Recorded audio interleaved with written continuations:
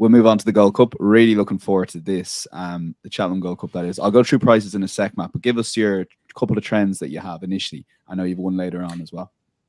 Yeah, so starting with a couple of general trends. On the day, the Gold Cup's a very predictable race. You might expect that blue riband of racing, every horse primed for the day. So 19 of the 23 winners this century have come from the front three in the SP market. But some winners are huge prices before winning their final prep. Slicing John 41.0, Conegry 34.0. And if you're the type of punter that wants to bet at juicy prices, you need to be playing Ante-Post in the Gold Cup.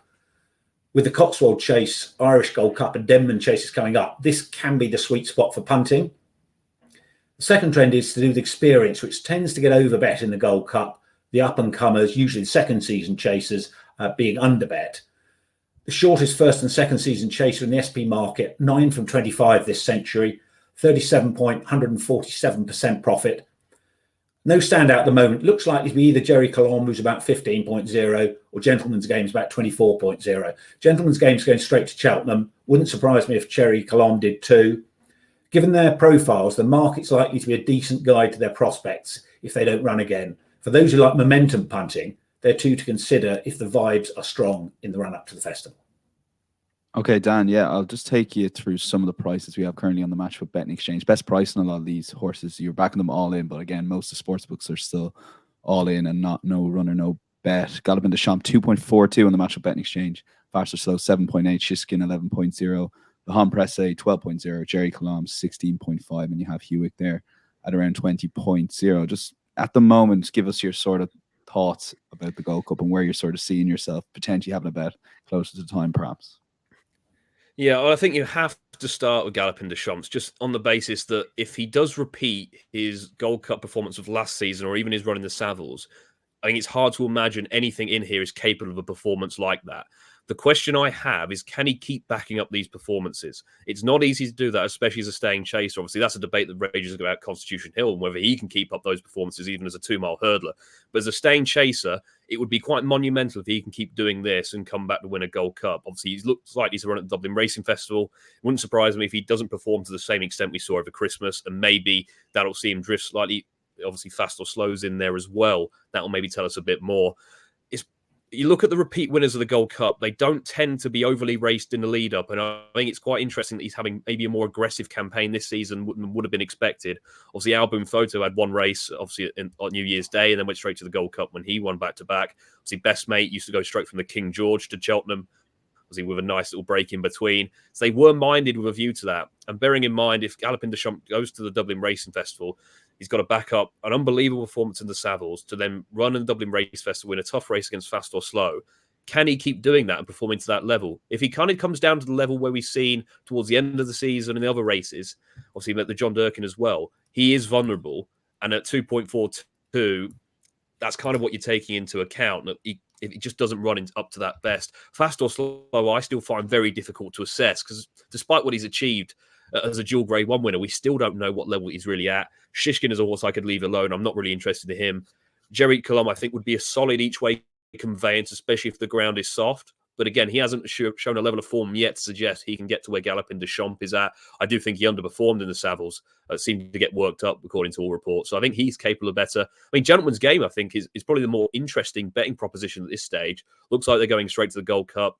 His defeat of Brave Man's Game, you can read in one or two ways, depending on what you think Brave Man's Game performed to that level. I think he's probably been at a very similar level all season.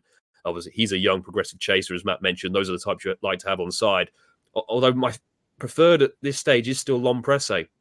We mentioned earlier, I thought he did extremely well to win at Lingfield. I think he had a lot against him. Didn't seem to be going a yard at all. Obviously, my concern with him, though, is whether he can string together runs now. Obviously, he's still fairly unexposed to the chase. So he's only had 9 starts, won 7 of them. He is prolific. He's achieved performances that would get him to within striking distance of a regular Gold Cup. Again, he hasn't got to a level where Pete Gallopin de Champs has either. But I think he could perform to a level that would win an ordinary Gold Cup, and whether the others underperform would be up to them. But he seems versatile. Obviously, a Brown Advisory winner. Obviously, bearing in mind, he's effectively only really having his second full season over fences given his injury issues last season. He would be where I'd be looking at the minute. It would be between him and Gentleman's Game. But for Galopin de Champs, he's the one you have to focus it on. I'm just not sure he can keep backing up these unbelievable performances.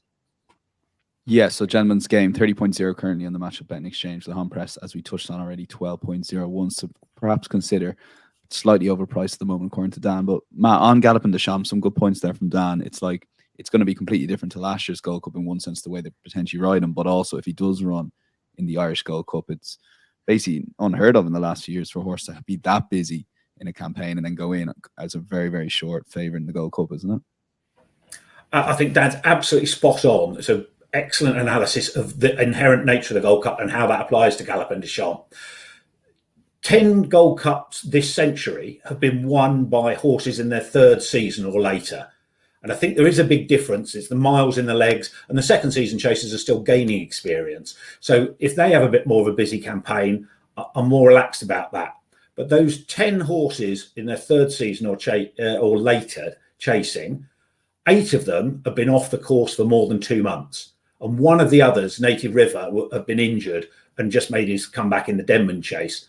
So the only horse this century in their third season or later to win the Gold Cup, having had what you might call a full season, was Courto Star. Yeah, that's how good you've got to be. I personally think Galopin de Champs would have a much better chance if he didn't go for the Irish Gold Cup. I think it's great that he looks like he is going to, but I'd be very cautious about backing him at this stage. As Dan said, even if he wins, he might drift a bit if he's workmanlike. So I do want to take him on. I talked a couple of weeks ago about the real whacker. He was about 70.0 then, on the basis he had to shorten a fair bit because of his profile as a Broadway winner. That started about 46.0 now. Intriguingly, there's been a change of plan for him. Rather than going straight to the Gold Cup, he's going for the Cotswold Chase on Saturday. If he wins that in good style, then he's going to shorten up a lot quicker than had he gone straight to Cheltenham. So if you like him, I'd be getting stuck into him over the weekend or before that race. And what I want to do at the moment is highlight Shishkin. He is the one horse I really am going to want to lay in this, especially once the place market's open. There'll be plenty of people who see Ascot as an aberration, say he jumped off okay in the King George, no issue. I don't believe that for a minute. He looks really quirky now. And at Kempton, all the other jockeys obligingly kept walking at the start. I can't believe that's going to happen in the Gold Cup. Someone is going to try and get him to stop.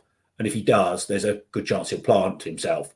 Even if he jumps off, the stats for veterans are terrible. 0 from 77 this century. 14 of them have started at 9.0 or shorter. So it's not as if they're all no-hopers. I think even if he does jump off, there's a good chance he won't fancy this when the going gets tough. So my lay in this will probably be Shishkin. Is that 10 years and above, Matt, yeah, for veterans? Yeah. Okay. So look, Dan, you take every stat in context. It's hard to make any sort of case for Shishkin with that running on the bottom of the screen. 0-77, but 14 of which started at 9.0 or shorter. Your thoughts on Shishkin, because he'll be such a big storyline, potentially the best British chance of the race, the home press aside maybe.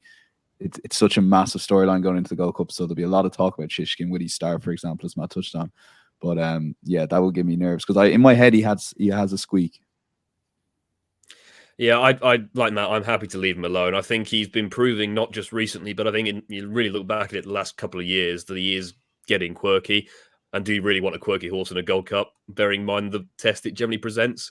It wouldn't be for me. I think you can say whatever you like about the King George and whether he would have won it or not.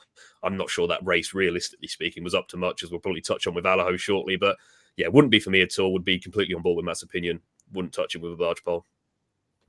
Okay, Dan, going through some of the other runners. So we talked Galopin de Champs. You've touched on Fast or Slow. We've got Shishkin, Jerry Clom, Le Home Presse, Hewick for you. Matt touched on this last week, so I'll let you have a word. Good ground potentially coming up at the Gold Cup if the ground dries out Thursday, Friday. Could be in with a squeak given how he ran last year. I mean, he ran remarkably well from the front in the Gold Cup last year, bearing in mind the ground was on the slow side. So he would be one of those you could definitely see him maybe Annabelle Fly-esque running into a place and doing something like that. I think it's very hard to imagine him actually winning a Gold Cup based on the circumstances. If he's going there fresh is a plus. Obviously, we know he stays. That's not a doubt. He's just going to need the ground as quick as possible, and that just is unlikely to be as quick as he wants it. They were saying even Kempton was on the slow side for him. I think it's hard to imagine it being even quicker than that. Admirable horse, obviously. He'll always hold a special place in my heart for his antics in this year's King George. There we go. I struggled. I can't not mention. I'll be mentioning it till Kingdom Come. It doesn't happen very often. I just struggle to see him winning a Gold Cup, but I could definitely see him running into third or fourth, maybe. He's a new LeBake, isn't he, in the Supreme? Hugh back Hewitt. Like everyone back Hewitt. Fuck's sake. But like Matt did, Can sorry, say Tom I didn't back LeBake though. Yeah, that's true. Neither did I. I backed Mellon, and I was see this quirky horse coming on the outside. I couldn't believe it. Anyway, I digress. Matt, the layout of the race, just going through the runners here as we're talking prices. I'm thinking 10-ish runners. Is that sort of ballpark? It's very hard at the moment, but it seems 10-ish runners, like the likes of Envoy Allen going to go Ryanair, aren't they? Hoisting, you're probably going Stairs. At least that's the talk at the moment. Cork Rambler, probably, maybe not. Yeah, I think you might get a few more than that. It will partly depend on what Galopin Des Champs does on the Irish Gold Cup. If he looks bomb-proof, it will scare a few of them away. I think Oisin, you're potentially going to run in the Cotswold Chase at the weekend. So, I mean, he's 120. He was still going great guns when he came down 5 out. And he is very much a spring horse. You know, his form earlier in the season, you can almost just put a straight line through. So, if someone likes having a couple of quid on a long shot and with a realistic chance, then maybe him. The other one to mention who's completely unexposed is Jungle Boogie. Been incredibly fragile, gone from Willie's to Henry's. Willie did say at the start of last season, he could be anything if he gets to Cheltenham. So he's about 140. He beat Classic Getaway through stamina in that race at Tremor. We'll come on to Classic Getaway in a minute, but he looked a real stayer there. Now, I should think it's odds against he even gets to the festival, let alone wins it. But he is one of those horses that we don't know the bottom of yet. So there are a couple of rank outsiders who might give you a bit of fun if you want to have a small bet now. Yeah, there's some big prices on the Matchbook Betting Exchange. If you want to nip in a couple of euro to nip some of those prices in, perhaps. So we've got the thoughts of Matt and Dan for the Gold Cup. Matt's sort of thinking Real Whacker is probably his selection there if you had to have a pick ahead of the Cotswold, and Dan leaning towards Le Hon Presse, although a good mention for Gentleman's Game.